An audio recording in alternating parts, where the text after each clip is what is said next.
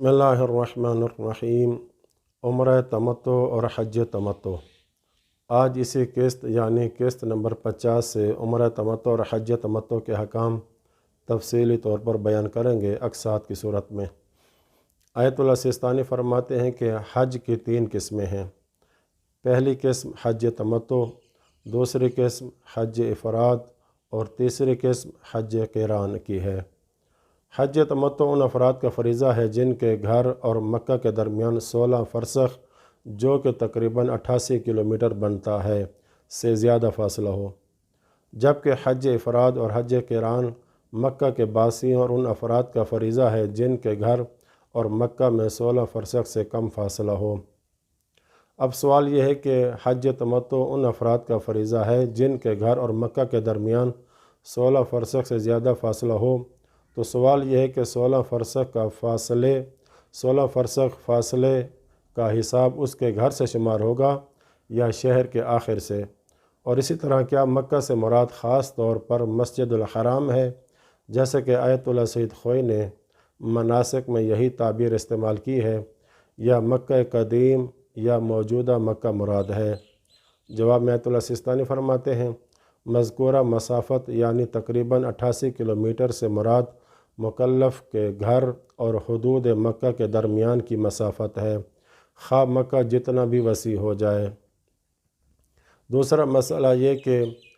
دور کا رہنے والا اگر مکہ میں مقیم ہو تو جب وہ تیسرے سال میں داخل ہوگا تو اس کا فریضہ حج تمتع سے حج افراد یا قران میں تبدیل ہو جائے گا، جبکہ تیسرے سال میں داخل ہونے سے پہلے اس پر حج تمتع ہی واجب ہوگا، اور اس حکم میں اس سے فرق نہیں پڑتا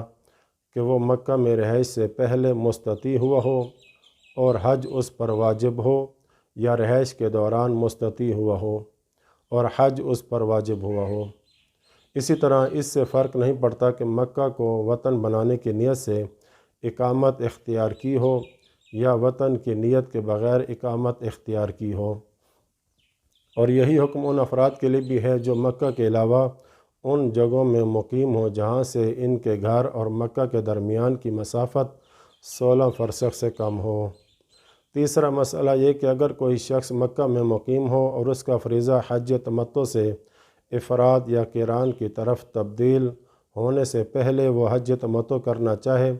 تو ایک قول یہ ہے کہ ادنی حل یعنی تنعیم، جورانہ یا حدیبیہ سے عمرہ تمتع کا احرام باندھے گا، لیکن آیت اللہ سیستانی فرماتے ہیں کہ یہ قول اشکال سے خالی نہیں ہے، لیکن درست یہی ہے کہ بنا بر احتیاط واجب وہ کسی ایک میقات پر جا کر احرام باندھے، بلکہ احتیاط مستحب یہ ہے کہ اپنے شہر والوں کے میقات جا کر احرام باندھے۔ ظاہر یہ ہے کہ یہ حکم ہر اس شخص کا ہے جو مکہ میں ہو اور حج تمتع کرنا چاہے اگرچہ اس کا حج مستحب ہی ہو۔ سوال یہ ہے کہ جس شخص کو جدہ میں رہائش کیے 7 مہینے گزر چکے ہوں اس کا حج کے حوالے سے کیا حکم ہے، یعنی اقسام حج میں سے کون سی قسم اس کا فریضہ ہوگی، اور اسی طرح اس کی نماز کا حکم کیا ہوگا؟ جواب میں آیت اللہ سیستانی فرماتے ہیں جہاں تک حج کا تعلق ہے تو اس کا فریضہ حج تمتع ہے، یعنی 3 سال مکمل ہونے سے پہلے اس کا فریضہ حج افراد یا قران میں تبدیل نہیں ہوتا، اور رہی نماز تو اگر جدہ میں اس کا قصد نسبتاً لمبی مدت اقامت کا ہو جیسے 1.5 سال، تو ایک مدت جیسے 1 مہینہ گزر جانے کے بعد جدہ اس کا عارضی وطن شمار ہوگا اور پوری نماز پڑھنے لگ جائے گا، جبکہ دوران مہینہ وہ قصر اور پوری دونوں پڑھے گا۔ اور آخری بات یہ کہ اگر جدہ میں رہائش پذیر مکلف کے گھر اور مکہ کے درمیان 2 راستے ہوں، ایک راستہ قدیم اور دوسرا جدید، جبکہ دوسرے راستے کی مسافت پہلے کی نسبت زیادہ ہو، یعنی پہلے راستے کی مسافت 16 فرسخ سے کم ہو، تو مکلف کی ذمہ داری یہ ہے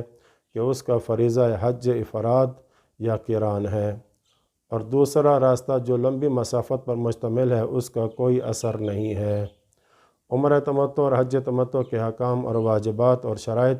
اگلی ویڈیوز میں ہم بیان کریں گے انشاءاللہ تعالی۔ وصلی اللہ علی محمد وآل بیتہ الطاہرین۔